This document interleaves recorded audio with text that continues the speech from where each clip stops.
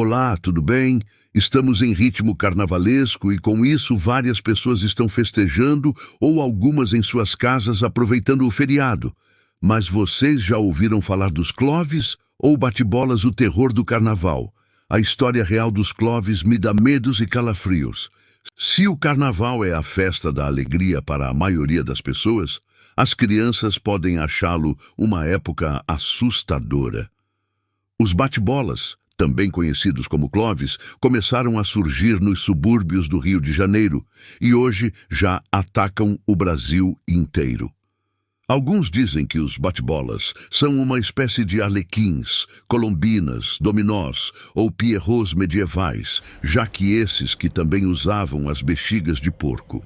Sempre escondidos à espreita e prontos para assustar quem passar por eles distraídos, os Cloves são pessoas com uma fantasia sempre muito colorida, que consiste em macacões compridos de caveira, morcego e palhaço, entre outros, e máscaras de rede com cabelos coloridos, que dificulta a identificação do rosto, mostrando apenas um desenho assustador. O diferencial é que no lugar da boca tem uma chupeta ou um apito. O mais importante, porém, é a bexiga de boi que eles têm sempre em mãos. Essa bexiga, quando batida no chão, faz um barulho bem alto que assusta até os mais preparados. As bexigas hoje em dia foram substituídas por bolas de plástico que não têm o efeito sonoro desejado. Eles normalmente andam em grupos e às vezes podemos ouvi-los cantar músicas direcionadas sempre a uma pessoa. Como em muitas vezes o grupo tem crianças, fica parecendo que são anões, o que deixa a aparência do bate-bola ainda mais assustadora. Outra característica importante é que os Cloves nunca se falam. Eles se comunicam sempre por mímica ou pelo som do apito. As formas de assustar são diversas. Bater as bolas nos portões fazendo esporro, apitar no ouvido das pessoas ou jogar a bola em cima de alguém. Há os que levam a fantasia na brincadeira e os que levam mais a sério, fazendo até um ritual, como pedido de passagem se um grupo encontrasse com outro. Porém, se essa não fosse concedida, começava uma briga com as bexigas sendo usada como armas. Agora vamos falar sobre essa tradição carnavalesca. A tradição desses grupos no Rio é tanta que motivou a prefeitura a decretá-los, em 2010, Patrimônio Cultural Carioca. Tudo indica que o nome bate-bola remonta à Idade Média, quando crianças europeias pobres usavam bexigas de boi como bolas, aproveitando os restos de animais que sobravam da comilança anterior à Quaresma. Os Cloves são o resultado da mistura de várias festas populares, a influência dos palhaços da Folia de Reis, dos bailes de máscaras franceses, do entrudo português, brincadeira de rua em que água suja era jogada nas pessoas. Diz a historiadora Aline Gualda, doutoranda da UERJ, que há 7 anos estuda as fantasias de bate-bola. A história de arrepiar dos Cloves, o caos abaixo, foi relatado pela professora de História, Cristina Pereira, e ela autorizou-me a contá-lo na internet. Na Itália do século XVII, numa cidade chamada Veneza, existia um carnaval onde as pessoas saíam com máscaras brancas e graciosas pelas ruas, acompanhadas com suas fantasias. Naquela época, só eram permitidas máscaras claras, porque as escuras eram consideradas como disfarces do demônio. Numa destas festas de Veneza, 3 adolescentes amigos resolveram sair mascarados, Luigi, Giovanni e Pedro.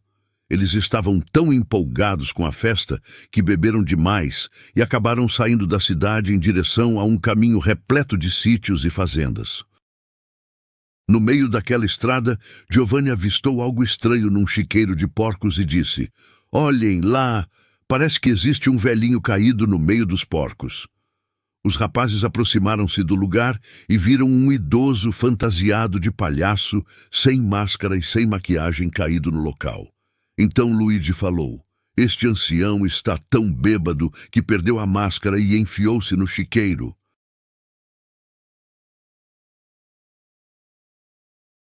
Vamos dar um susto nele?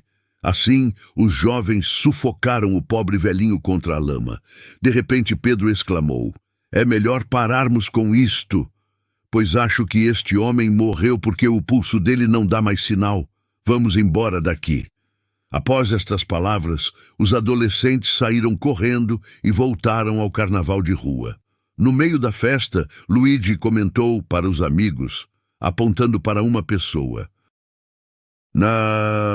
olhem aquele homem perto do carro alegórico cor-de-rosa. Ele parece com o idoso que estava caído no chiqueiro. Só que agora ele veste uma máscara vermelha de diabo e carrega nas mãos uma bola feita de bexiga de porco. Desta maneira, o sujeito misterioso aproximou-se dos garotos e disse: I am clown. I am a hell's clown. Giovanni pediu ao colega: Pedro, você que é inteligente, por favor, traduza o que este homem está falando. O companheiro respondeu: eu creio que ele falou em língua inglesa, mas o problema é que não sei nenhuma palavra em inglês.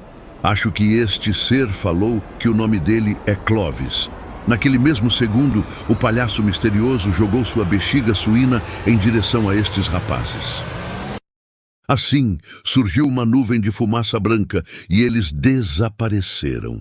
A multidão, pensando que a mágica fazia parte do espetáculo, aplaudiu o número.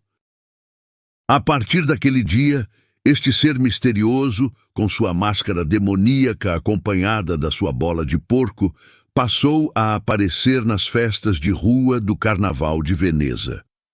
Pouco a pouco as pessoas começaram a admirar o seu traje, e por isto algumas passaram a se vestir igual a esta criatura nos bailes carnavalescos.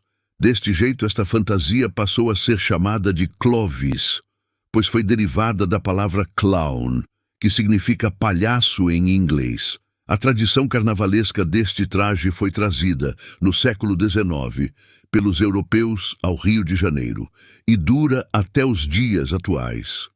As pessoas usam o traje de Clovis pelas ruas com o objetivo de representar a alma do palhaço assassinado, que até hoje procura pelos seus algozes na época carnavalesca. Vocês sabiam dessa história? Para mim foi novidade, mas de fato o carnaval tem histórias ocultas aterrorizantes em meio às festas e tumultos. Me chamo Valentino e essa foi a história de hoje. Obrigado por assistir. Deixe seu like e se inscreva no canal. E não se esqueça, cuidado com as comemorações no carnaval.